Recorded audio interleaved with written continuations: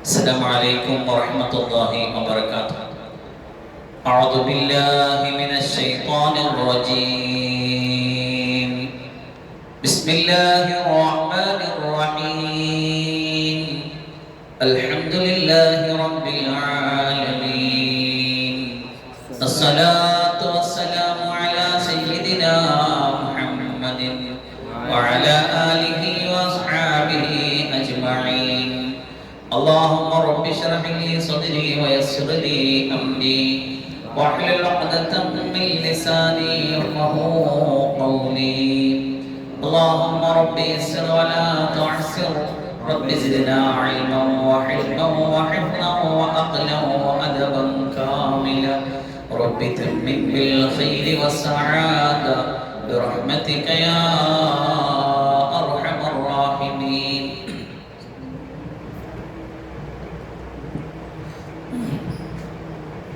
اللهم انفعنا بما علمتنا وعلمنا ما ينفعنا وزدنا علما.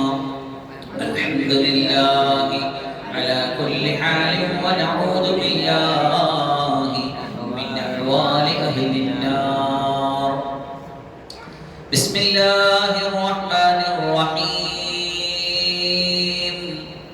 وآية لهم أنا حملنا ذريتهم في الفلك المشحون وخلقنا لهم من مثله ما يركبون وإن نشأ نغرقهم فلا صديق لهم ولا هم ينقذون إلا رحمة منا ومتاعا إلى حين.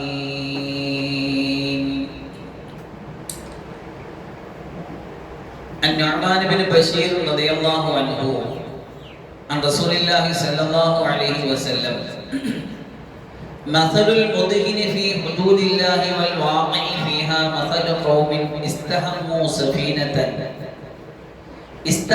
سفينة فصار بعضهم في أسفلها وصار بعضهم في أعلاها، فكان الذي في أسفلها يمرون بالماء على الذين في أعلاها، فتأذوا به فأخذ فرسا فجعل ينقر أسفل السفينة، فأتوه مالك فقالوا: مالك، قال: تأذيتم بي ولا بد لي من الماء، فإن أخذوا على يديه أنجوه ونجوا أنفسهم، وإن تركوه أهلكوا أنفسهم، أو كما قال سيدنا رسول الله صلى الله عليه وسلم. إن لله عبادا فطنا تركوا الدنيا وخافوا الفتنا، نظروا فيها فلما علموا أنها ليست لحي وطنا جعلوها لجة واتخذوا صالح الأعمال فيها سفنا. وعلموا أمة سيدنا ومولانا محمد. അല്ലാഹു സുബ്ഹാനഹു വ തആല നമ്മുടെ ഇരുത്തത്തെ സ്വീകരിക്കുമാറാകട്ടെ. പരിശുദ്ധമായ ഖുർആനിന്റെ അധ്യായത്തിൽ നിന്നും വളരെ പ്രധാനപ്പെട്ട ഒരു അധ്യായമാകുന്ന വിശുദ്ധമായ ഖുർആനിന്റെ ഹൃദയം എന്നറിയപ്പെടുന്ന വിശുദ്ധമായ സൂറത്ത് യാസീൻ. സൂറത്ത് യാസീൻ സന്തോഷത്തിന്റെ സമവാക്യങ്ങൾ എന്ന സീരീസിൽ കഴിഞ്ഞ 13 എപ്പിസോഡുകളിലായിട്ട് 39ഓളം ആയത്തുകളെ നമ്മൾ ചർച്ച ചെയ്തു.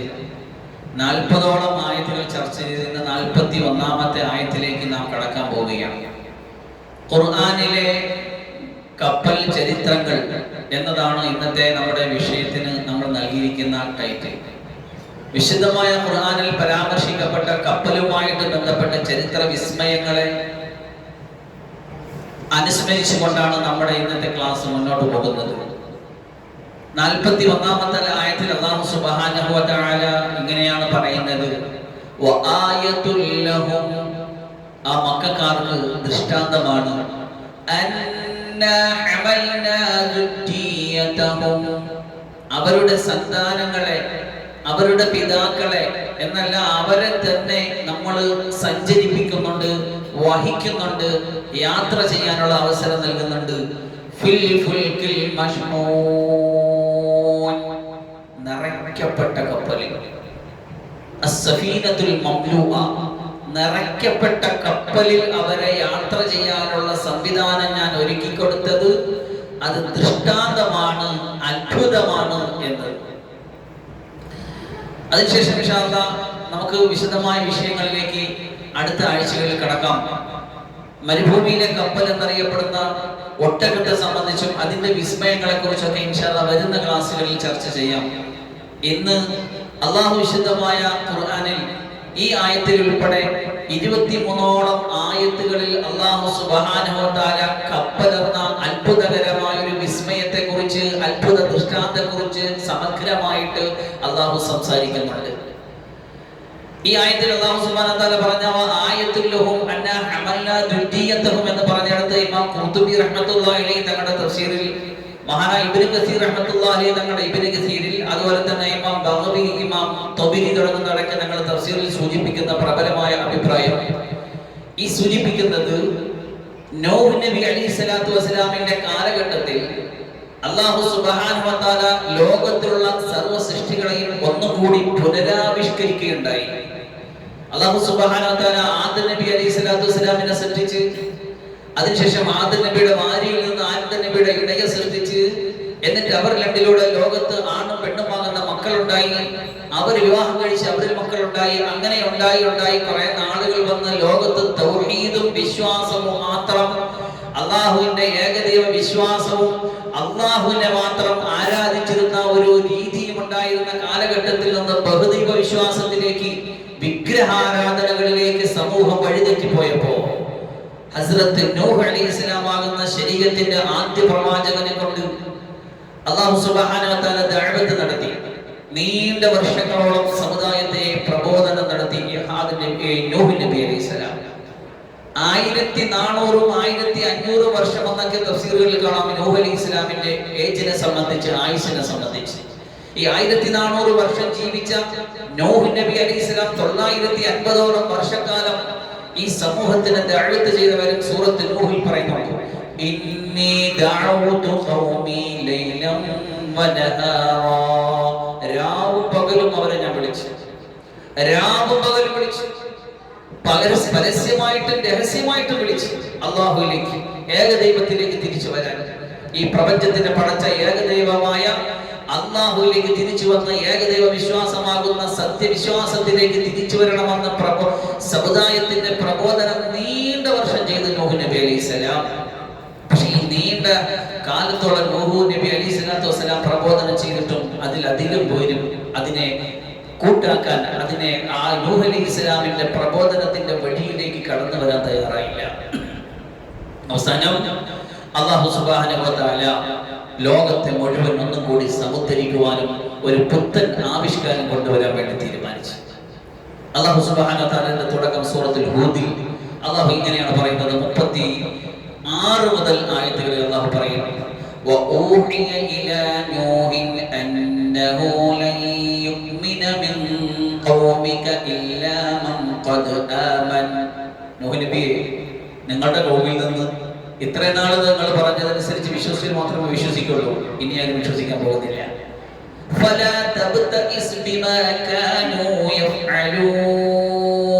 അതുകൊണ്ട് അവര് ചെയ്യുന്ന കാര്യത്തിൽ നിങ്ങൾ നിരാശപ്പെടണ്ട. നൂഹ് നബി അലൈഹി സ്വലാമിന്റെ അല്ലാഹു സുബ്ഹാനഹു വ തആല ഒരു കൽപ്പന നടത്തുകയാണ്. വസ്നഇൽ ഫുൽക ബിഅഈനിനാ വബഈനാ വലാ തുഖാതിബനി ഫിൽ ലദീന ളലമൂ ഇന്നഹും മഗ്റഖൂൻ. നൂഹ് നബിയെ, നിങ്ങളൊരു കപ്പലുണ്ടാക്കണം, നിങ്ങളൊരു കപ്പലുണ്ടാക്കണം.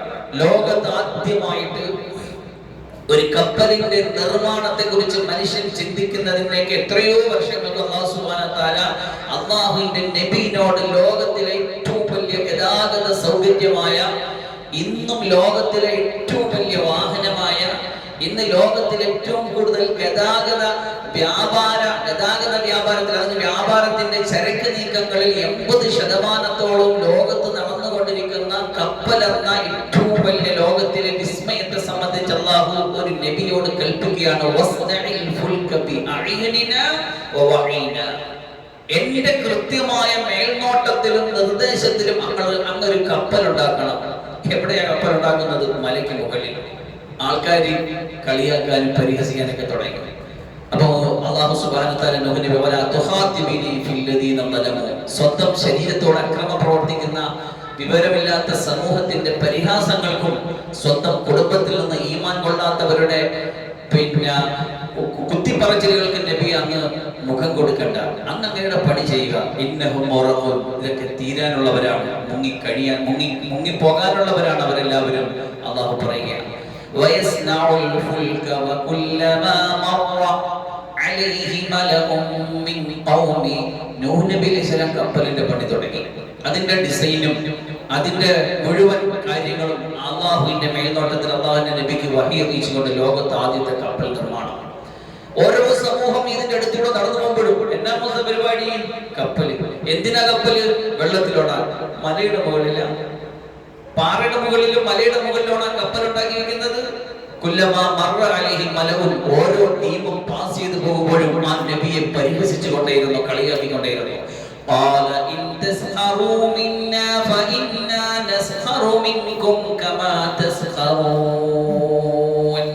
നിങ്ങൾ പരിഹസിക്കുകയാണല്ലേ, എന്നാൽ നാളെ നമ്മൾ പരിഹസിക്കുന്ന ഒരു സാഹചര്യം വരും.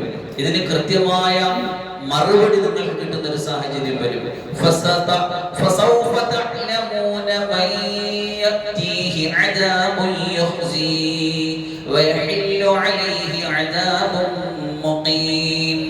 നാളെ വരാനിരിക്കുന്ന ശിക്ഷ അതാർക്കൊക്കെയാണ് എന്ന് കൃത്യമായിട്ട് നിങ്ങൾ ഓരോരുത്തരും തിരിച്ചറിയും.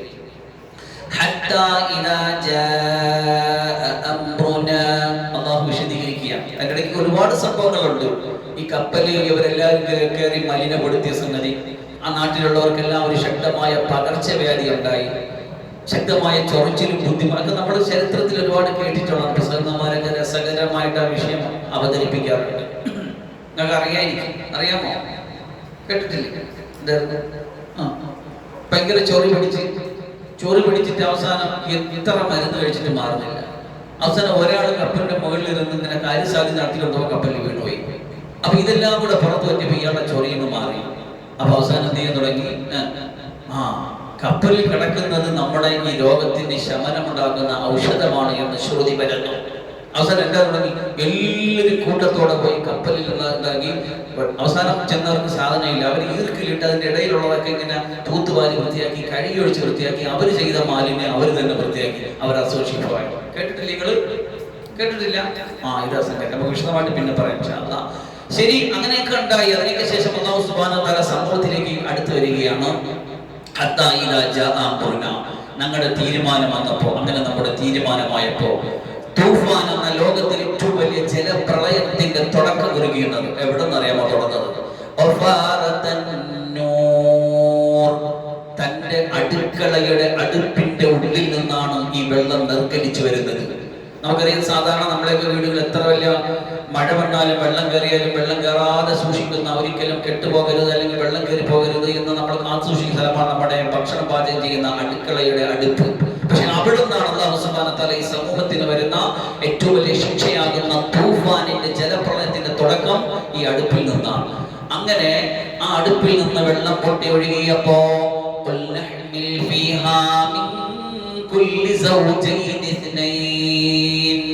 അല്ലാഹു ലോകത്ത് സൃഷ്ടിച്ചു വെച്ചിരിക്കുന്ന സർവ്വ പടപ്പുകളിൽ നിന്നും ഒരാണിനെയും ഒരു പെണ്ണിനെയും ഒരു സെറ്റിനെ ഒരു ജോഡി എടുത്ത് ഈ കപ്പലിലേക്ക് കയറ്റാൻ വേണ്ടി അല്ലാഹു നിർദ്ദേശം കൊടുത്തു.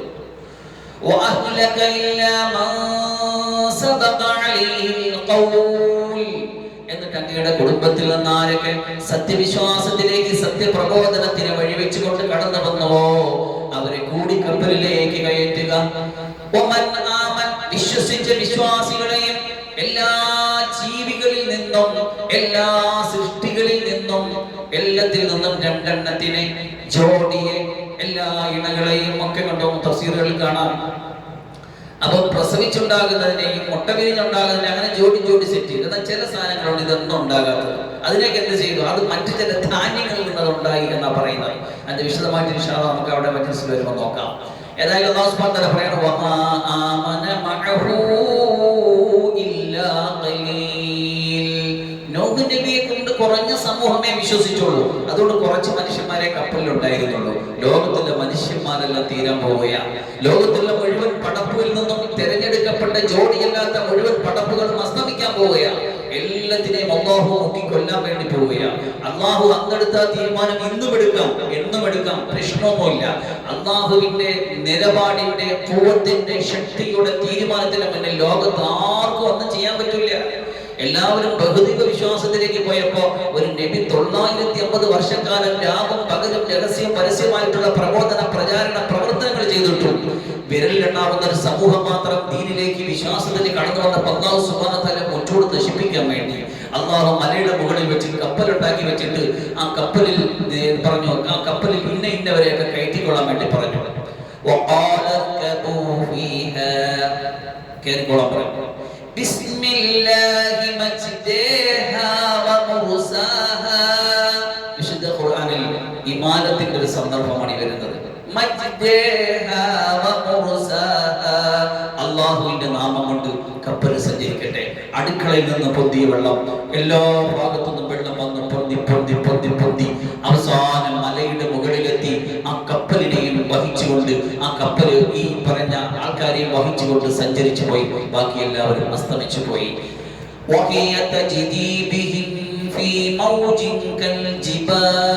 മല പോലെ പർവ്വതങ്ങൾ പോലെ തിരമാലകളിലൂടെ ഈ മനുഷ്യനെയും ഈ ജന്തുജാലങ്ങളെയും കൂട്ടി ആ കപ്പൽ അങ്ങനെ സഞ്ചരിച്ചു പോകാൻ തുടങ്ങി. ഈ സന്ദർഭത്തിൽ വളരെ ഹൃദയസ്പർശിയായ രംഗം അല്ലാഹു ഖുർആനിൽ അവതരിപ്പിക്കുന്നുണ്ട്. മക്കളും വാപ്പയും തമ്മിലുള്ള ബന്ധം ആദർശ ബന്ധമാണ്, അല്ലാതെ രക്തബന്ധമല്ല. ഉപ്പാക്ക് പറഞ്ഞ മോനായതുകൊണ്ട് മാത്രം മോനാകില്ല. ഉപ്പാന്റെ ആദർശത്തിൽ വന്ന് അടിയുറച്ച് നിന്നെങ്കിൽ മാത്രമേ മോനാകുള്ളൂ എന്ന് ലോകത്തിനോട് സവിസ്തരം പ്രഖ്യാപിച്ച സന്ദർഭം ഈ രംഗത്ത് അല്ലാഹു വിശദീകരിക്കുന്നുണ്ട്. നൂഹ് നബി അലൈഹിസ്സലാം മോനെ വിളിച്ചു. വകാന ഫീ മഅ്സിലി യാ ബുനയ്യർകബ് മഅനാ വലാ തകും മഅൽ കാഫിരീൻ. വെള്ളം അങ്ങനെ പൊന്തി വന്ന് ഈ സമൂഹത്തെയും കൊണ്ട് കപ്പലങ്ങനെ നീങ്ങാൻ തുടങ്ങുമ്പോ നൂഹ് നബിയുടെ മകൻ ഇങ്ങനെ വെള്ളത്തിൽ മുങ്ങിത്താഴാൻ പോകുകയാ. നൂഹ് നബി അലൈഹിസ്സലാം മോനെ വിളിച്ച്, മോനെ കപ്പലിൽ കയറ്, മോനെ കപ്പലിൽ കയറ് എന്ന് പറയുകയാണ്. അല്ലാഹു സുബ്ഹാനഹു വിശദീകരിക്കുന്നു. വലാ തകും മഅൽ കാഫിരീൻ. നിഷേധികളുടെ കൂട്ടത്തിൽ പെട്ടുപോകല്ലേ മോനെ, കപ്പലിൽ കയറ്. ഈ നിമിഷവും ധിക്കാരിയായ മകൻ ആ പിതാവിനോട് പറഞ്ഞ സന്ദർഭം അല്ലാഹു അതുപോലെ ഖുർആനിൽ വരച്ചിടുകയാ. ഖാല സഹാബി ഇലാ ജബലി യഅസിമുനി മിനൽ മാ. ഞാൻ ഏതെങ്കിലും മലയിലേക്ക് പോയി, ഞാൻ ഏതെങ്കിലും മലയുടെ പുറത്ത് കയറി അഭയം പ്രാപിച്ചു കൊള്ളാം. എങ്കിലും ബാപ്പായുടെ ആദർശത്തിന്റെ വഴിയിൽ, സത്യവിശ്വാസത്തിന്റെ ആദർശത്തിന്റെ വഴിയിൽ കൂടെ നടക്കാൻ ആ മകൻ തയ്യാറല്ല. ലോകത്തെ ഏറ്റവും വലിയ തൂഫാന് വന്നെങ്കിലും, ഏറ്റവും വലിയ അത്ഭുതങ്ങൾ ലോകത്ത് സംഭവിച്ചു കൊണ്ടിരുന്നെങ്കിലും അല്ലാഹുവിന്റെ ഖൗല് നേരത്തെ എഴുതിപ്പോയ ചില തീരുമാനങ്ങളുണ്ട്. അതിലൊരു പക്ഷേ മക്കളുണ്ടായിക്കൊള്ളണമെന്നില്ല, അതിലൊരു പക്ഷേ ഭാര്യ ഉണ്ടായിക്കൊള്ളണമെന്നില്ല. എത്രയോ നബിമാരുടെ ഭാര്യമാരും മക്കളും സത്യത്തിന്റെ വഴിയിൽ നിന്ന് മാറി സഞ്ചരിച്ചപ്പോ അല്ലാഹുവിന്റെ ഖണ്ഡിതമായ തീരുമാനങ്ങൾക്ക് വിധേയമായിട്ടുണ്ട്. അത് ഖുർആനിൽ വ്യത്യസ്ത സ്ഥലങ്ങളിൽ അല്ലാഹു വരച്ചിട്ടിട്ടുമുണ്ട്. അതിന്നും അതേ അങ്ങനെ തന്നെ. ശരിയുടെ വഴിയിൽ മക്കൾ വന്നാൽ ആ വഴിയിൽ മക്കളെ കൊണ്ടുപോകും. ആ വഴിയിൽ മക്കൾ വന്നില്ലെങ്കിൽ മക്കളെ വഴിയെ വിടും. നുവല്ലിഹി മാതവല്ല, പോയ വഴിയെ വിടും. പക്ഷെ എനിക്കെന്റെ ആദർശമാ വലുത്. എനിക്കെന്റെ ഞാൻ നിലകൊള്ളുന്ന, ഞാൻ പഠിച്ച, ഞാൻ ജനിച്ചു വീണ, ഞാൻ വിശ്വസിക്കുന്ന ആദർശത്തിന്റെ സാക്ഷാത്കാരത്തിന് വേണ്ടി ഞാൻ അടിയുറച്ചു നിൽക്കും. അതിൽ ഉമ്മയില്ലെങ്കിലും ശരി, ഉപ്പയില്ലെങ്കിലും ശരി, എത്ര പ്രിയപ്പെട്ടവരില്ലെങ്കിലും ശരി, അത് ആദർശത്തിന്റെ ശുദ്ധതയാണ്.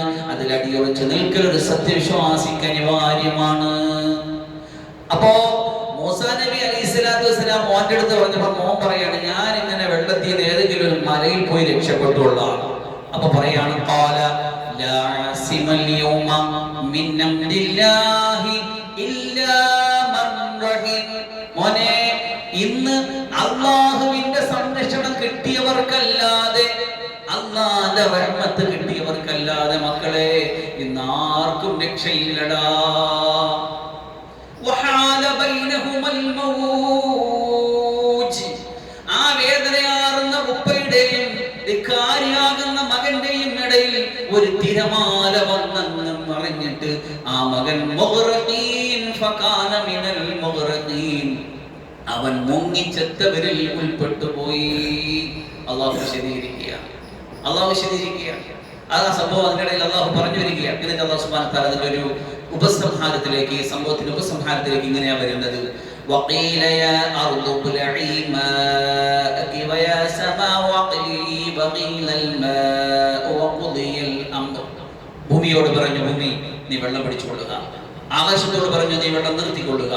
അങ്ങനെ ആ വെള്ളങ്ങൾ ഇങ്ങനെ വലിഞ്ഞ് വലിഞ്ഞ് വലിഞ്ഞ് വഖദിയൽ അംറു, കാര്യം തീരുമാനമായപ്പോ വസ്തവത് അലൽ ജുദി, ജൂതി പർവ്വതത്തിന്റെ മേൽ കപ്പൽ വന്നപ്പോൾ വെള്ളമെല്ലാം പറ്റി, എല്ലാം സാധാരണഗതിയിലായി. ലോകം ഒന്നും കൂടി റിഫ്രഷ് ചെയ്യപ്പെട്ടു. ലോകത്തൊന്നുകൂടി റിഫ്രഷ്മെന്റ് സാധ്യമായി. ഇപ്പൊ വിശ്വസിച്ചവർ മാത്രമേ ലോകത്തുള്ളൂ. ഇപ്പൊ അല്ലാഹുവിനെ അനുസരിക്കുന്ന തൗഹീദിന്റെ ഏകദൈവ വിശ്വാസത്തിന്റെ വിശ്വാസികൾ മാത്രമേ ഈ ലോകത്തുള്ളൂ. ബാക്കിയുള്ളവരെല്ലാരെയും അല്ലാഹു നശിപ്പിച്ചു കളഞ്ഞു.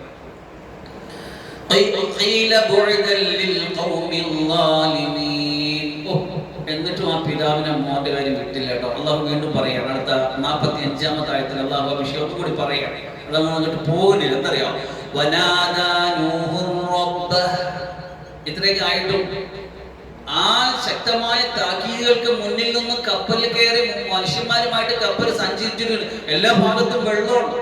ഈ സന്ദർഭത്തിൽ മോനെ വിളിച്ചിട്ട് വരാത്ത മോനെ ഉപ്പാങ്ങോട്ട് സ്നേഹം കൊണ്ട് വീണ്ടും പറയാം, റബ്ബേ എന്റെ മോൻ,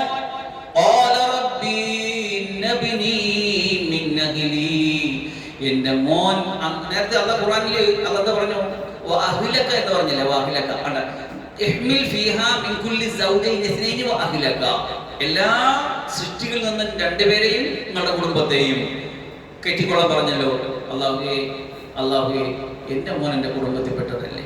അല്ലാഹു സുബ്ഹാനഹു വ തആല പറയാണ്, വനാദാ നൂഹു റബ്ബഹു ഖാല റബ്ബി ഇന്ന ബിനി മിൻ അഹ്ലി വ ഇന്ന വഅദകൽ ഹഖ്, നീ എന്നോട് ചെയ്ത വാഗ്ദാനം സത്യമല്ലേ അല്ലാഹ്, അവൻ എന്റെ കുടുംബത്തിൽപ്പെട്ടതല്ലേ. വ അൻത അഹ്കമുൽ ഹാകിമീൻ, നീ ലോകത്തെ ഏറ്റവും വലിയ നല്ല വിധികർത്താവല്ലേ അല്ലാഹുവേ. നൂഹ് നബി അലൈഹി സ്വലാം അടുത്ത് പറയാം, ഖാല യാ നൂഹു, നൂഹേ ഇന്നഹു ലൈസ മിൻ അഹ്ലിക്, അല്ല അല്ല, നിന്റെ ശരീര വഴിയിൽ നടന്നു വരാത്ത മകൻ നിന്റെ കുടുംബത്തിൽപ്പെട്ടവൻ അല്ല. ഇന്നഹു അമലുൻ ഗൈറു സാലിഹ്, ഇതൊരു ശരിയല്ലാത്ത പ്രവർത്തനമാണ്. ഫലാ തസ്അൽനി മാ ലൈസ ലക ബിഹി ഇൽം, അറിവില്ലാത്ത കാര്യത്തെ പറ്റി എന്നോട് ചോദിക്കരുത്. ഇന്നി അഈദുക അൻ തകൂന മിനൽ ജാഹിലീൻ, വിവരമില്ലാത്തവർ ചെയ്യുന്ന പ്രവർത്തനത്തിലായി പോകാതിരിക്കാൻ ഞാൻ നിനക്ക് പ്രത്യേക ഉപദേശം നൽകുകയാണ്. ഖാല റബ്ബി ഇന്നി അഊദു ബിക അൻ അസ്അലക മാ ലൈസ ലി ബിഹി, എനിക്ക് അറിവില്ലാത്ത കാര്യം ചോദിച്ച് നീ എനിക്ക് മാപ്പ് തരണേ. വഇല്ലാ തഗ്ഫിർലി, നീ എനിക്ക് പുറത്തു തന്നില്ലെങ്കിൽ, വതർഹംനി, നീ എനിക്ക് കരുണ ചെയ്തില്ലെങ്കിൽ, അകും മിനൽ ഖാസിരീൻ, ഞാൻ എന്തായി പോകും, നഷ്ടവാദികൾ പെട്ടോന്നാവേ. ഞാൻ അറിയാതെ ചോദിച്ചു പോയതാണ്, എന്റെ കുടുംബത്തിൽപ്പെട്ടവനാണ് എന്ന് ധരിച്ചുകൊണ്ട് ചോദിച്ചു പോയാണ്. അല്ല, ആദർശത്തിൽ ഒത്തുവരാത്ത മകൻ നമ്മുടെ കൂട്ടത്തിൽപ്പെട്ടവൻ അല്ല.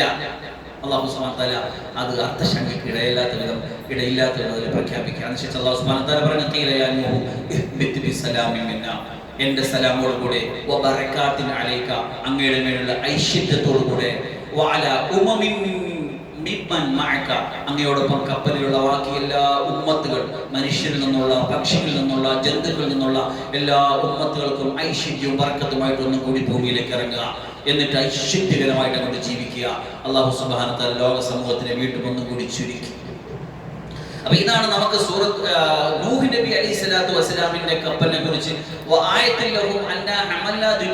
എന്ന് പറഞ്ഞെടുത്ത് ഇന്ന് നിലവിൽ കപ്പലിൽ സഞ്ചരിച്ചു പോകാൻ കിട്ടുന്ന ഒരു അത്ഭുതം മാത്രമല്ല, അന്ന് ആ നൂഹ് നബി അലൈഹി ഇസ്ലാമിന്റെ കാലഘട്ടത്തിൽ കപ്പൽ ഇറക്കിയിട്ട് കൊണ്ടുപോയ സംഗതിയെ കുറിച്ചാണെന്നാണ് ഈ ഞാൻ പറഞ്ഞ മിക്കവാറും തഫ്സീറിന്റെ ഉലമാക്കൾ, പണ്ഡിതന്മാർ സമർത്ഥിച്ചിരിക്കുന്നത്. ഇതാണ് നമ്മുടെ കപ്പൽ ചരിത്രത്തെ കുറിച്ച് വിശുദ്ധമായ ഖുർആനിന്റെ ഒരു ചരിത്രം.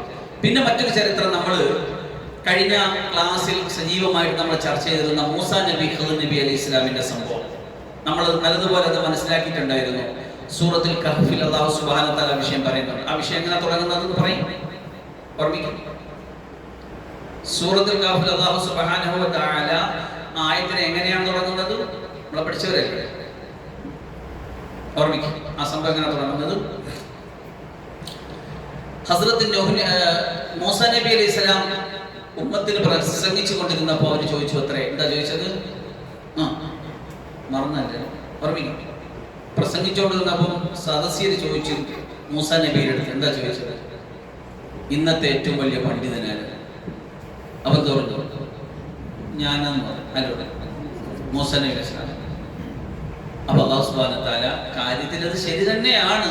ഏത് ഒരു കാലഘട്ടത്തിന്റെ നബി തന്നെയാണ് ആ കാലഘട്ടത്തിൽ ഏറ്റവും വലിയ പണ്ഡിതൻ, സംശയമൊന്നുമില്ല. പക്ഷേ പെട്ടെന്ന് അങ്ങനെ അങ്ങ് പറഞ്ഞോളല്ലോ, അല്ലാഹു അഅലം എന്നൊക്കെ പറയാമായിരുന്നല്ലോ. അപ്പൊ അതിനെ അല്ലാഹു സുബ്ഹാനഹു വ തആല മൂസാ നബി അലൈഹി സ്വലാമിനെ ആ കാര്യത്തെ കുറിച്ചൊരു ചെറിയൊരു ട്രീറ്റ്മെന്റ് എന്ന നിലയിൽ ഒരു സഞ്ചാരത്തിന് വക നൽകി, ആത്മീയമായ സഞ്ചാരം. അതിന് അള്ളാഹു നിശ്ചയിച്ചു കൊടുത്തത് കടലാണ്. കടലിൽ കൂടെ സഞ്ചരിച്ചു പോണ ഒരു പൊരിച്ച മീനെയും വെച്ചോളൂ, കൂടെയുള്ള ഖാദിമും പൊരിച്ച മീനും കയ്യിലെടുത്ത് വെച്ചുകൊണ്ട് ഇങ്ങനെ യാത്ര പോയി അള്ളാഹു പറഞ്ഞു കൊടുത്തത്, എവിടെ വെച്ച് മീൻ കടലിൽ ചാടണം അവിടെ കാണും, അവിടെ ആള്. ആ ആളിന്റെ അടുത്ത് ചെന്നിട്ട് അന്വേഷിച്ച് നോക്കി ആരാണ് ഏറ്റവും വലിയ ആഴം.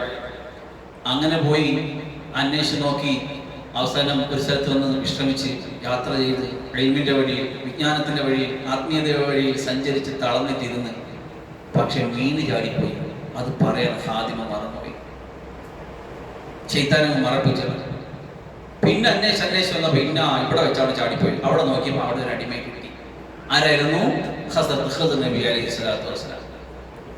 നബി ചെന്ന് പരിചയപ്പെട്ടു. ആരാ? മൂസ. എന്താ അതിനാ കേസ്? അല്ല, നിങ്ങൾക്ക് പഠിപ്പിച്ചെന്നെ, എനിക്ക് കുറച്ച് പഠിപ്പിച്ചെന്നെ, അത് പഠിക്കാൻ വേണ്ടി വന്ന ആളാണ് ഞാൻ. ഒരു മുത്തഅല്ലിമാക്കി അല്ലാഹു സുബ്ഹാനഹു വ തആല മൂസ നബിയെ. അങ്ങനെ മുത്തഅല്ലിമായിട്ട് നബിയുടെ കൂടെ നടക്കാൻ തീരുമാനിച്ചു. പറഞ്ഞു, എന്റെ കൂടെ നടക്കുന്നെങ്കിൽ പല കാര്യങ്ങളും സംഭവിക്കും, ഒന്നിനെയും ചോദ്യം ചെയ്യരുത്. എന്തായിരുന്നു ഒന്നാമത്തെ സംഭവം?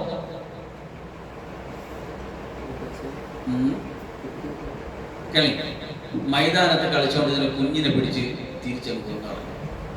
എന്താ നബിയെ കാണിക്കുന്നത്? എന്താ ഈ കാണിച്ചത്? എന്താ പറഞ്ഞത്?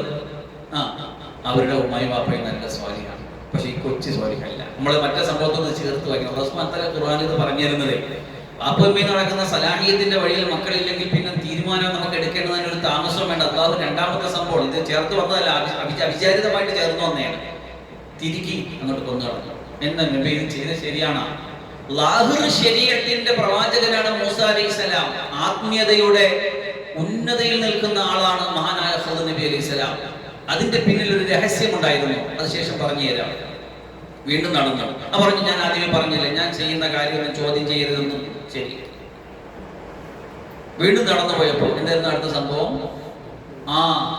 ലിഫ്റ്റ് കൊടുത്തു ഒരു കപ്പൽ. അവിടെയാണ് നമ്മുടെ വിഷയത്തിലേക്ക് കയറി വരുന്നത്. ഒരു കപ്പലിൽ ലിഫ്റ്റ് കൊടുത്തു. കപ്പൽ ലിഫ്റ്റ് കൊടുത്തപ്പോൾ കാണാം, അതിൽ കയറിയിട്ട് ചിന്തിച്ചു നോക്കിയാൽ നമുക്കൊരു വണ്ടിയിൽ ലിഫ്റ്റ് നമ്മൾ കയറി അതിൻ്റെ അകത്ത് വല്ല കുത്തികളൊക്കെ പെയിന്റ് ചുരണ്ടെ പിടിക്കുക ചെയ്ത് അവരുടെ രംഗം ആലോചിച്ചു നോക്കി, എന്നത്തെ അവസ്ഥയാണ് എന്റെ സമയം. ഇതുപോലെ അതിന്റെ ഒരു തടി അടിച്ചിട്ടുണ്ടായി. അവിടെ ശരീഅത്തിന്റെ മൂസ അലൈഹിസ്സലാം ചോദ്യം ചെയ്യുന്നു, നിങ്ങൾ എന്താ കാണിക്കുന്നത്? നമുക്ക് ലിഫ്റ്റ് വന്ന ടീമിന്റെ കപ്പലെടുത്ത് പോയിങ്ങനെ പറയാം. ഞാൻ നേരത്തെ പറഞ്ഞ് എൻ്റെ അടുത്ത് ചോദ്യം ചെയ്യരുത്. ശരി, ഇനി ഞാൻ ചോദിക്കില്ല. സംഭവിച്ചു പോയി. കുറച്ച് ഒരു പണി വീണ്ടും കുറച്ച് മുന്നോട്ട് വന്നപ്പോ ഒരു സ്ഥലത്ത് ഒരു നാട്ടിൽ ചെന്ന് ക്ഷീണിച്ച് അവശരായി. ഇൽമിന്റെ വഴിയിലുള്ള സഞ്ചാരം, ഗുരുവും അധ്യാപകനും തമ്മിലുള്ള യാത്രയാണ്. പണ്ടത്തെ കാലത്തൊക്കെ അങ്ങനെയായിരുന്നു. ഗുരുകുല വിദ്യാഭ്യാസവും ഗുരു സാന്നിധ്യ വിദ്യാഭ്യാസമൊക്കെ ആയിരുന്നല്ലോ. അപ്പൊ പറഞ്ഞു, അപ്പൊ അവിടെയൊക്കെ വെള്ളം ചോദിച്ചാൽ കൗമ വെള്ളം കൊടുത്തില്ല. ഒരു നാട്ടിൽ വന്ന് വെള്ളം ചോദിച്ചാൽ ദാഹിച്ച പച്ചവെള്ളം കൊടുക്കാത്ത കൗമ ലോകത്തുണ്ടാവും. ഈ കൗമത് കൊടുത്തില്ല, ഉണ്ടാക്കിയ കാര്യം. അപ്പൊ നോക്കുമ്പോ അവിടെ അപ്പൊ എന്തായാലും നമ്മൾ ഈ ചെല്ലുന്ന ഒരു കലിപ്പ് കയറിയിട്ടായിരിക്കും നടക്കണം. ഒരു പച്ചവെള്ളം തരാത്ത സമൂഹം എന്ന് പറഞ്ഞില്ല നമ്മൾ പോണം. ഒരു മതിലിടിഞ്ഞ് വീഴാൻ പോകും. അപ്പോ അത് വന്ന് ഖിദ്ർ നബി അലൈഹിസ്സലാം കെട്ടിയിട്ടു. അപ്പൊ ചോദിച്ചു, കെട്ടണ്ടെന്നങ്ങനെ ഞാൻ പറയണില്ല, എന്തെങ്കിലും വാങ്ങിച്ചൂടെ, നമുക്ക് വെള്ളം കുടിക്കാനോ തിന്നാനോ എന്തെങ്കിലും വാങ്ങിച്ചൂടായിരുന്നു. ശരി, ഇവിടെ നമ്മൾ പിരിയാണ്. എനിക്ക് പറഞ്ഞുതരാം. എന്താ വിഷയം അറിയാം? ആദ്യം ആ കുഞ്ഞിനെ ഞാൻ കൊന്നത്, ഇത് നല്ല സാലിഹ്യങ്ങളായ രണ്ടുപേരുടെ ഒരു മോനാണ്, ഇവൻ കാഫിറായി പോയി, ഇവൻ ഉമ്മായി വാപ്പായി ബുദ്ധിമുട്ടി, അവർക്ക് നല്ല പകരം അല്ലാഹു കൊടുക്കും, അതുകൊണ്ട് അവനെ ഒഴിവാക്കിയതാണ്. അത് കഴിഞ്ഞു രണ്ടാമത്തെ കിസ്സ അല്ലാഹു സുബ്ഹാനഹു ആ സംഭവം ഇങ്ങനെയാണ്. സൂറത്തുൽ കഹ്ഫിൽ അല്ലാഹു പറയും ഫന്തലഖാ, അവർ രണ്ടുപേരും നടന്നുപോയി. ഹത്താ ഇദാ റകിബാ ഫിസ് സഫീനതി ഖറഖഹാ, ഒരു കപ്പൽ കയറിയപ്പോൾ കപ്പൽ അതിൽ കീറൽ വരുത്തി. ഖാല ഖറഖതഹാ ലിതുഗ്രിക അഹ്ലഹാ, അതിന്റെ ആൾക്കാരെ കൊല്ലാൻ വേണ്ടി, മുക്കിക്കൊല്ലാൻ വേണ്ടി നിങ്ങൾ പൊളിക്കുകയാണോ? ലഖദ് ജിത ശൈഅൻ ഇംറാ, നിങ്ങൾ മോശപ്പെട്ട കാര്യമല്ലേ ചെയ്യുന്നത്. അപ്പോ എന്നിട്ട് അതിന്റെ സംഭവം പറഞ്ഞത് ഇങ്ങനെയാണ്. ശേഷം എന്താ പറഞ്ഞത്? അമ്മ സഫീനത്തു, ആ കപ്പലിന്റെ കിസ്സ ഇതാണ്. എന്താണ്? ഫകാനത്തിൽ മസാകീന യഅമലൂന ഫിൽ ബഹർ, സമുദ്രത്തിൽ അധ്വാനിച്ചുകൊണ്ടിരിക്കുന്ന സാധുക്കളായ പാവങ്ങളുടെ കപ്പലാണത്. ഫഅറത്തു നഈബഹ, അത് ഞാൻ ഐബാക്കാൻ, ഡാമേജ് ആക്കാനുള്ള കാരണം വകാന വറാഹു മലികുൻ യഖുദു കുല്ല സഫീനത്തിൻ ഗസ്ബ, എല്ലാ പാസ് ചെയ്തു പോകുന്ന നല്ല നല്ല കപ്പലുകളെ കണ്ടാൽ ഒരു രാജാവ് ഇങ്ങനെ പിടിച്ചെടുത്തോണ്ടിരിക്കുക. ഈ ഡാമേജ് ഒന്നുമില്ലാതെ കപ്പൽ ചെന്നാൽ ഈ പാവങ്ങളുടെ കപ്പൽ രാജാവ്, അക്രമിയായ രാജാവ് പിടിച്ചെടുത്ത് കളയും. അതുകൊണ്ടാണ് ഞാൻ ഈ ചെയ്തത്. ഇത് ആന്തരികമായ അറിവുള്ള അല്ലാഹു ലദുന്യായ ഇൽമ്, വാതൈനാ മില്ലദുന്നാ ഇൽമ എന്ന് അല്ലാഹു പറഞ്ഞിട്ടുണ്ട്.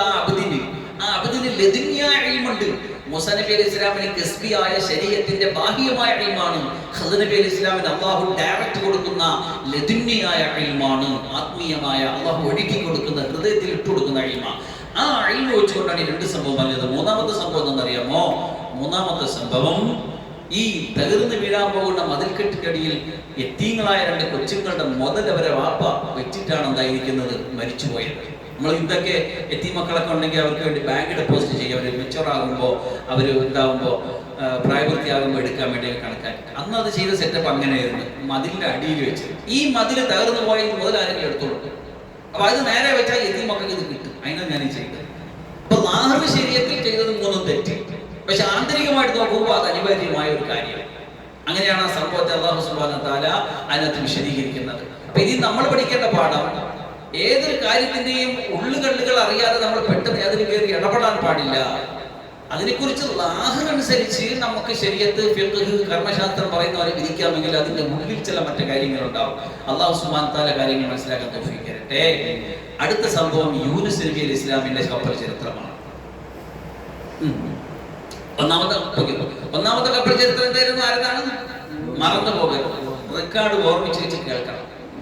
ഓരോ ക്ലാസ് കഴിയുമ്പോൾ നിങ്ങൾ ഖുർആൻ ഹിഫ്ദ് ചെയ്യുന്ന, ഓരോ പ്രാവശ്യം ഖുർആൻ ഓതിക്കൊണ്ടിരിക്കുന്ന മക്കളാകുന്ന നിങ്ങൾ ഈ ആയത്തുകളിലൂടെ കടന്നു പോകുമ്പോൾ ഈ സംഭവങ്ങൾ ഓർമ്മ വേണം. നാളെ ഇതുപോലെ ഖുർആൻ കണ്ടെടുത്ത് പഠിച്ച് മനസ്സിലാക്കി ഉമ്മത്തിന് മുമ്പിൽ പറഞ്ഞു കൊടുക്കേണ്ടവരാണ് നമ്മൾ. ഇതിങ്ങനെ കേട്ടിട്ട് മറന്നു പോകുന്ന സാഹചര്യം വരരുത്. അശ്രദ്ധമായിട്ടിരിക്കരുത്. പൂർണ്ണ മനസ്സോടുകൂടി, തുറന്ന ഹൃദയത്തോടുകൂടി ഏത് മനപ്പാടമാക്കാൻ, ക്യാച്ച് ചെയ്യാനുള്ള ആ ഒരു ക്യാച്ചിങ് പവറോടുകൂടിയേ നമ്മൾ ഇരിക്കാം. ഇപ്പൊ ചായ കടിക്കപ്പത്തിന് ഉറങ്ങരുത്, ശ്രദ്ധിച്ച് കേട്ടിരിക്കും. അടുത്ത സംഭവം യൂനുസ് നബി അലൈഹി ഇസ്ലാമിന്റെ സംഭവമാണ്. എന്തായിരുന്നു യൂനുസ് നബി അലൈഹി ഇസ്ലാമിന്റെ സംഭവം? അല്ലാഹു സുബ്ഹാനഹു വ തആല യൂനുസ് നബി സംഭവം ഇങ്ങനെ പറയുന്നത്, വഇന്ന യൂനുസ ലമിനൽ മുർസലീൻ, മുർസലീങ്ങളിൽപ്പെട്ട ഒരു നബിയാണ് ഹസ്രത്ത് യൂനുസ് നബി. ഇത് അബഖ ഇലൽ ഫുൽകിൽ മഷ്ഹൂൻ, ഇടയ്ക്ക് യൂനുസ് നബി ഒരു പോക്കങ്ങ് പോയി. വദന്നൂനി ഇദ് ദഹബ മുഗാദിബ, സൂറത്തിലാണത്.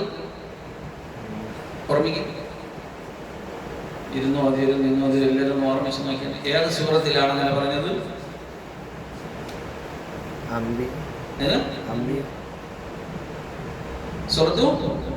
സൂറത്തുൽ അംബിയ.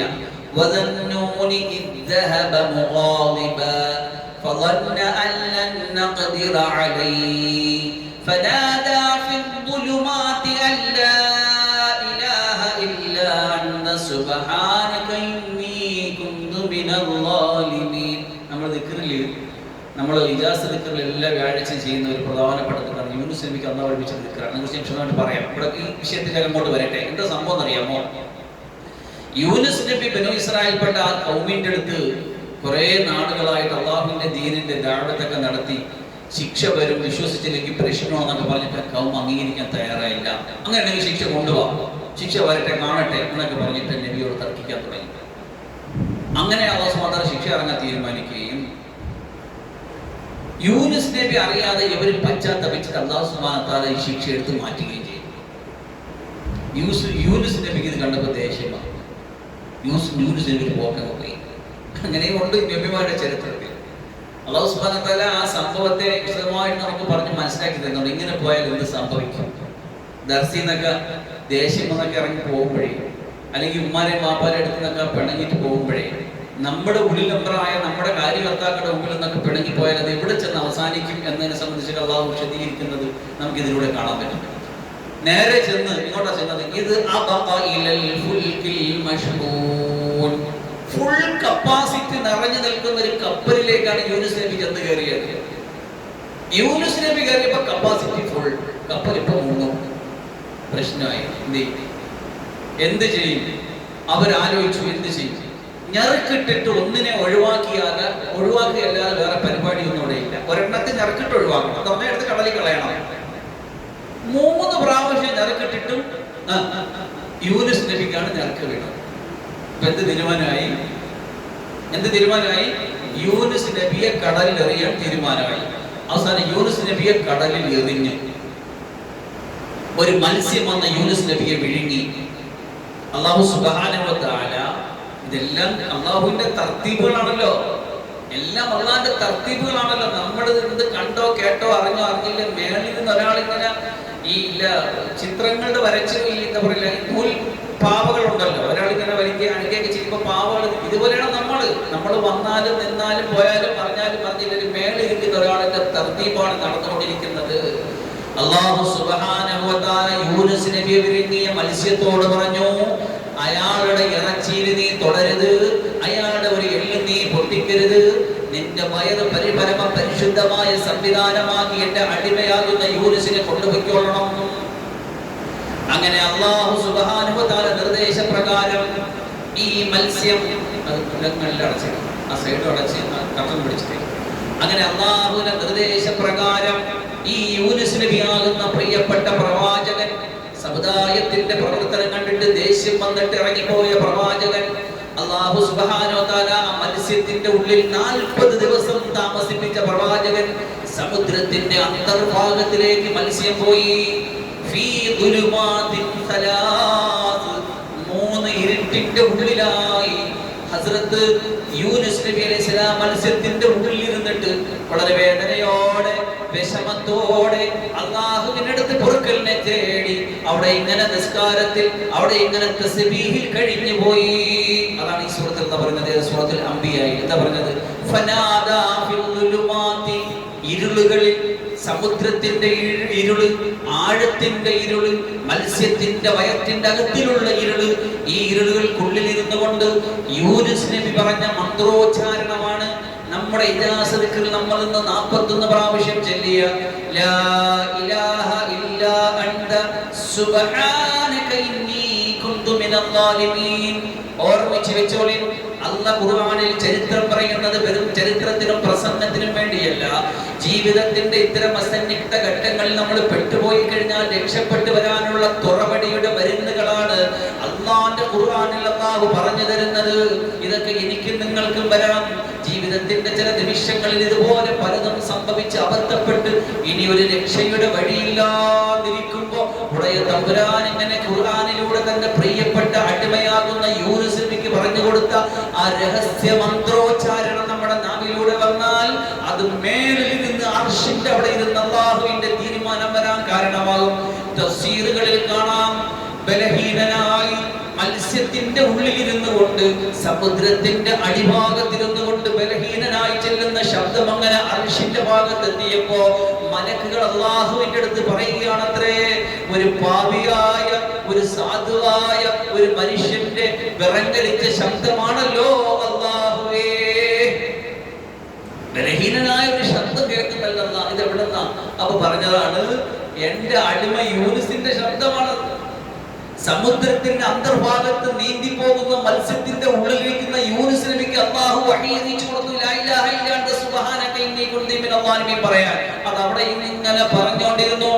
എന്നിട്ട് അല്ലാഹു സൂറത്തുൽ സോഫാത്തിൽ അത് പറയാണ്, ഫൽതഖമഹുൽ ഹൂതു വഹുവ മുലീം. എന്നിട്ട് അത് പറയുന്ന പോയിന്റ് ശ്രദ്ധിക്കുക, ഫലൗലാ അന്നഹു കാന മിനൽ മുസബ്ബിഹീൻ. ഈ യൂനുസ് നബി മത്സ്യത്തിന്റെ ഉള്ളിൽ ഇരുന്നിട്ട് തസ്ബീഹ് ചൊല്ലിയില്ലായിരുന്നു എങ്കിൽ ലലബിസ ഫീ ബത്നിഹി, ആ മത്സ്യത്തിന്റെ ഉള്ളിൽ താമസിക്കേണ്ടി വന്നേനെ ഇലാ യൗമി യുബഅസൂൻ, ഖിയാമത്ത് നാൾ വരെ. ഖിയാമത്ത് നാൾ വരെ മത്സ്യത്തിന്റെ ഉള്ളിൽ ഇരിക്കേണ്ടി വന്നേനെ. രക്ഷപ്പെട്ടു പോയത് ഈ മന്ത്രത്തിന്റെ രഹസ്യം കൊണ്ടാണ്. എന്തായിരുന്നു മന്ത്രം? പറഞ്ഞ കേക്കട്ടെ. മറന്നു പോകണ്ട. അബദ്ധപ്പെട്ടു പോകുമ്പോ, കുടുങ്ങി പോകുമ്പോ, രക്ഷയില്ല എന്ന് വിചാരിക്കുമ്പോ നല്ല മനസാന്നിധ്യത്തോടുകൂടി യൂനുസ് നബി പെട്ടതുപോലെ നിന്ന് വേദനയോടെ മേളിലോട്ട് കയറി പോണമെന്ന ചിന്തയിൽ ചൊല്ലിയാൽ മതി. ലാ ഇലാഹ ഇല്ലാ അൻത, അർഹതയോടെ ആരാധിക്കപ്പെടുവാൻ പടച്ചറപ്പേ നീയല്ലാതെ വേറെ ആരുമില്ല. സുബ്ഹാനക, നിന്റെ പരിശുദ്ധിയെ ഞാൻ വാഴ്ത്തുന്നു. പെട്ടെന്നുണ്ടായ ദേഷ്യം കൊണ്ട് സമുദായത്തിന്റെ പ്രബോധന പ്രചാരണ പ്രവർത്തനങ്ങളിൽ നിന്ന് ഇറങ്ങിയോടിയ ഞാൻ അക്രമികളിൽ പെട്ടുപോയി റബ്ബേ, അക്രമികളിൽ പെട്ടുപോയി റബ്ബേ, മാപ്പാക്കണേ, പൊരുത്തപ്പെടണേ. അവിടെ ഇരുന്ന് പറഞ്ഞു 40 ദിവസം. അങ്ങനെ 40 ദിവസം കഴിഞ്ഞപ്പോ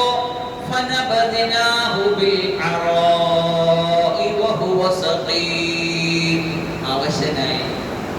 ഒരു കുഞ്ഞിനെ പ്രസവിക്കുമ്പോ സാധാരണ ഒരു കുഞ്ഞിനെ പ്രസവിക്കുമ്പോൾ ഒരു അവശതയുണ്ടല്ലോ, ഒരു ശരീരം മുഖവും കഴിയും കൂടിയൊക്കെ വല്ല ഈ ഒരു അവസ്ഥയിലായിട്ട് ഒരു ദിജില എന്ന് പറയുമ്പോൾ യൂഫ്രട്ടീസും ടൈഗ്രീസും ആണ് നദീതീരത്ത് കൊണ്ടിട്ട് ഈ മത്സ്യം കക്കി.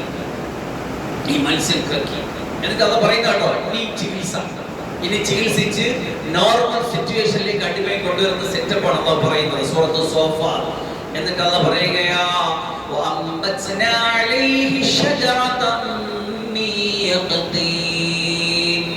സമുദ്രത്തിന്റെ തീരത്ത് കൊണ്ട് കക്കിയിട്ട യൂനുസ് എന്ന കാലഘട്ടത്തിൽ ആ സമൂഹത്തിന്റെ നബിയെ മത്സ്യം കക്കിയിട്ട് അവിടെ കിടക്കുമ്പോ ഇനി റിക്കവർ ചെയ്ത് കൊണ്ടുവരാൻ അതിന്റെ അടുത്ത് ഞാനൊരു സസ്യത്തിനെ വളർത്തി.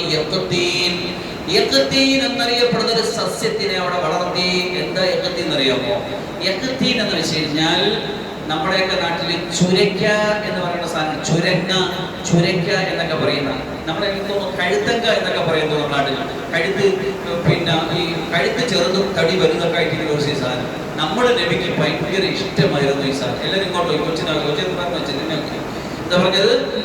എന്താ പറഞ്ഞേ? എന്താ സാധനത്തിന്റെ പേര്? ചുരക്ക എന്ന് പറയാൻ ഏറ്റവും നല്ലത് അതാണ്. എഴുത്ത് ഭാഷ വിക്കിപീഡിയയിൽ എല്ലാത്തിലും കൊടുത്തേക്കുന്ന ചുരക്ക എന്നാണ്. ഇത് നബിക്ക് ഭയങ്കര ഇഷ്ടമായിരുന്നു. പാത്രത്തിൽ കറി കൊണ്ട് വെച്ച റസൂൽ സല്ലല്ലാഹു അലൈഹി വസല്ലം ഇങ്ങനെ തപ്പിപ്പറക്കി തിന്നുമായിരുന്നു. അത്രയും ഭയങ്കര ഇഷ്ടമായിരുന്നു നബിക്ക് ഈ സാധനം. അതാണ് ചുരക്ക. ഇത് ഭയങ്കര ഈ നമ്മളെ ആരോഗ്യപ്പെടുത്തുന്ന, ഉപകാരമുള്ള, ഷുഗറിന്, കൊളസ്ട്രോൾ എല്ലാത്തിലും നമ്മൾ പെട്ടുകിടക്കുന്നവർക്ക് തിരിച്ചു വരാൻ പറ്റിയ, റിക്കവറിന് പറ്റിയ നല്ല സാധനം. അല്ലാഹു സുബ്ഹാനഹു വ തആല അതിൻ്റെ അടുത്ത് എന്ത് ചെയ്തു? ഇതിനെ വളർത്തിയിട്ട് അല്ലാഹു യൂനുസ് നബി അലൈഹി സ്വലാമിനെ റിക്കവർ ചെയ്തിട്ട്. ഇതാണ് നമുക്ക് ഖുർആനിന്റെ കപ്പൽ ചരിത്രത്തിൽ പറയാനുള്ള 3ാമത്തെ സംഭവം. അന്തരീക്ഷം പ്രതികൂലമായിട്ട് വരുന്ന, കാലാവസ്ഥ പ്രതികൂലമായിട്ട് തൽക്കാലം അതിന്റെ ഒരു കൺക്ലൂഷനിലേക്ക് പോവുകയാണ്. അപ്പൊ നമ്മൾ പറഞ്ഞ 3 സംഭവങ്ങളും ഒന്ന് ഓർമ്മിച്ചിരിക്കുക. ഇനി പറയാനുള്ള ഒരു കാര്യം കൂടി പറയട്ടെ. ലോകത്ത് ഏറ്റവും വലിയ സുരക്ഷിതമെന്നും ഏറ്റവും വലിയ അത്യാഡംബരമെന്നും ഒരിക്കലും മുങ്ങാത്ത അൺസിങ്കബിൾ ഷിപ്പ്. എന്താണ്? The unsinkable ship. ഒരിക്കലും മുങ്ങാത്ത ഷിപ്പ് എന്ന് പറഞ്ഞിട്ട് ഒരു ഷിപ്പ് ഉണ്ടാക്കേണ്ട ലോകത്ത്. നിങ്ങൾക്ക് ഇതിന്റെ പേര് ഓർമ്മയുണ്ടാവും. എന്ന് പറഞ്ഞാൽ ടൈറ്റാനിക്. ആധുനിക പാഠങ്ങളും മനുഷ്യന്റെ സാങ്കേതിക വിദ്യകളും എല്ലാം കൂടെ ഒത്തുചേർന്ന് നമ്മുടെ ഇംഗ്ലണ്ടുകാരൻ ഉണ്ടാക്കിയതാണ്. 1912 ഏപ്രിൽ 10 ഇതിന്റെ സഞ്ചാരം ആരംഭിക്കുന്നത്. ന്യൂയോർക്കിലേക്കുള്ള യാത്ര, തന്റെ കന്നി യാത്ര.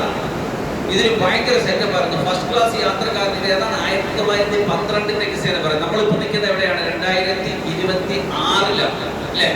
എത്ര നാൾ മുമ്പാണ്. ഫസ്റ്റ് ക്ലാസ് യാത്രക്കാരന് ജിംനേഷ്യം, സ്ക്വാഷ് കോർട്ട്, ലൈബ്രറി, വിശാലമായ റെസ്റ്റോറൻറ്റുകളും എല്ലാം കൂടെ ചേർന്ന അതിന്റെ ഗ്രാൻഡ് സ്റ്റെയർ കേസ് എന്ന് പറഞ്ഞാൽ ലോകപ്രസിദ്ധമായ സെറ്റപ്പായിരുന്നു. 2000-ലധികം പേര് അതിന്റെ യാത്രക്കാരുണ്ട്. 2200-ലധികം പേർ. അപ്പൊ അതിന്റെ പേരെന്തായിരുന്നു പറഞ്ഞ വിശേഷണം എന്തായിരുന്നു? മുങ്ങാത്ത കപ്പൽ. എന്താണ്? മുങ്ങാത്ത കപ്പൽ. ഈ കപ്പൽ യാത്ര തിരിച്ചു. 1912 ഏപ്രിൽ 14 രാത്രി 11:40 അറ്റ്ലാന്റിക് സമുദ്രത്തിൽ വെച്ച് ഒരു ഐസ്ബർഗ് വന്നിട്ട് ഇതിനകത്ത് ഇടിച്ചു. പടച്ച റബ്ബിനെ ധിക്കരിക്കാൻ പാടില്ലല്ലോ നമ്മൾ. എല്ലാ ശക്തികൾക്കും മേലൊരു ശക്തി ഉണ്ടല്ലോ. മനുഷ്യൻ എത്ര വലിയ ഇതാണെങ്കിലും, അതായത് സെറ്റപ്പ് ആണെങ്കിലും അതിന് മേലൊരു സെറ്റപ്പ് ഉണ്ട്. നമ്മൾ ചില സമയങ്ങളൊക്കെ മറന്നു പോകും. ഭയങ്കര ഹൈ സെറ്റപ്പ് എന്ന് പറയും. അല്ല, എല്ലാ സെറ്റപ്പും നല്ലൊരു സെറ്റപ്പ്. എല്ലാ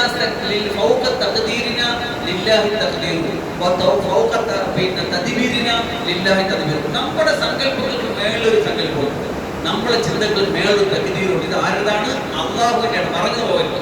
ഞാനും മറക്കരുത്, നിങ്ങൾ മറക്കരുത്, ആരും മറക്കരുത്. നമ്മൾ ഏത് ആളാണ് നമ്മുടെ കീഴിലുള്ളവരോട് നമ്മൾ എങ്ങനെ നോക്കണം? മേളിരിക്കുന്ന ഒരാളത് നോട്ട് ചെയ്യും. ഇങ്ങനെ താഴെയുള്ളവരോട് എങ്ങനെ, നമ്മുടെ ഭാര്യയോട് എങ്ങനെ, കുടുംബങ്ങളോട്, വിദ്യാർത്ഥികളോട് എങ്ങനെ, മക്കളോട് എങ്ങനെ, അല്ലെങ്കിൽ നമ്മുടെ സ്ഥാപനത്തിൽ എങ്ങനെ, കമ്പനിയിൽ എങ്ങനെ, എല്ലാം മനസ്സിലാക്കുക. മേളിൽ ഒരാളിൽ നിന്ന് കാൽക്കുലേഷൻ ചെയ്യുന്നുണ്ട് എന്ന് മനസ്സിലാക്കുക. അല്ലാഹു സുബ്ഹാനഹു വ തആല ഈ ലോകത്തിൽ ഏറ്റവും വലിയ അത്ഭുതകരമായ അന്നത്തെ ഏറ്റവും വലിയ കാലഘട്ടത്തിന്റെ ഏറ്റവും വലിയ വില കൂടിയ വസ്തുവായിരുന്നു ഐസ്ബർഗിൽ ഇടിച്ച് തകർന്ന് പുലർച്ചെ 2:20 കപ്പൽ മുഴുവൻ മുങ്ങി. അതിൽ കഷ്ടിച്ച് ഒരു 700ഓളം പേര് മാത്രമേ രക്ഷപ്പെട്ടുള്ളൂ. ബാക്കി എല്ലാവരും വെള്ളത്തിന്റെ അടിയിൽ പോയി. ലൈഫ് ബോട്ടുകളൊന്നും അധികം വെച്ചില്ല. കാരണം ഈ ഓവർ കോൺഫിഡൻസ് തകരൂല, ഒരിക്കലും മുങ്ങൂല, അത്രയ്ക്ക് അഡ്വാൻസ്ഡ് ആയിരുന്നു അത്രേ. പക്ഷെ അള്ളാഹുവിന്റെ മുമ്പിൽ, അള്ളാഹുവിന്റെ തീരുമാനത്തിന്റെ മുന്നിൽ, അള്ളാഹുവിന്റെ ശക്തിക്ക് മുന്നിൽ ഒന്നുമല്ലാതെ ആ 2:20 മുഴുവൻ അസ്തമിച്ചു പോയൊരു കപ്പൽ ചരിത്രം കൂടി നമ്മൾ കപ്പലിനെ കുറിച്ച് പറയുമ്പോൾ പഠിക്കാൻ. അല്ലാഹു സുബ്ഹാനഹു വ തആല കാര്യങ്ങൾ മനസ്സിലാക്കാൻ തൗഫീഖ്. പിന്നെ ഒരു കാര്യം കൂടി പറഞ്ഞോട്ടെ. സമകാലിക ചരിത്രം, സമകാലിക അന്തർദേശീയ പ്രശ്നം നമുക്കറിയാവുന്ന ഏറെ നാളുകളായി, നീണ്ട 19 വർഷക്കാലമായിട്ട് നമ്മൾ കേട്ടുകൊണ്ടിരിക്കുന്ന വലിയ പ്രശ്നമാണ് അമേരിക്കയും ഇസ്രയേലും തമ്മിൽ ഇറാനെ ശക്തമായിട്ട് പ്രതിരോധത്തിലാക്കിക്കൊണ്ടിരിക്കുകയാണ്. അവരുടെ മുഴുവൻ ഫോഴ്സും, അവരുടെ മുഴുവൻ ബുദ്ധിയും, അവരുടെ മുഴുവൻ ശക്തിയും ലോകത്തിന് മുമ്പിൽ തങ്ങൾക്കുണ്ടായിരുന്ന ഇമേജ് പിടിച്ചു നിർത്താൻ വേണ്ടി അവർക്കുണ്ടാകുന്ന മുഴുവൻ ഫോഴ്സും തിരിച്ചു വെച്ച് ശ്രമിച്ചിട്ടും ധീരന്മാരായി ജനിച്ചു വീണ മക്കളുടെ മുന്നിൽ ഇന്ന് വരെ ഈ അടുത്ത് ഇന്നലെ മെയ്യാതെ വന്നൊരു പ്രസ്താവന ഉണ്ടായിരുന്നു. അത് ഇതുവരെ അവർ പറഞ്ഞിട്ടില്ല. ഇപ്പൊ അവരത് പറഞ്ഞു. എന്താണ്? ഞങ്ങളെ കയ്യിലിരിക്കുന്ന ആണവായുധം ഒഴിവാക്കണമെങ്കിൽ അമേരിക്കയും ഇസ്രയേലും കയ്യിലിരിക്കുന്ന ആണവായുധം ഒഴിവാക്കണം. അത് ശരി.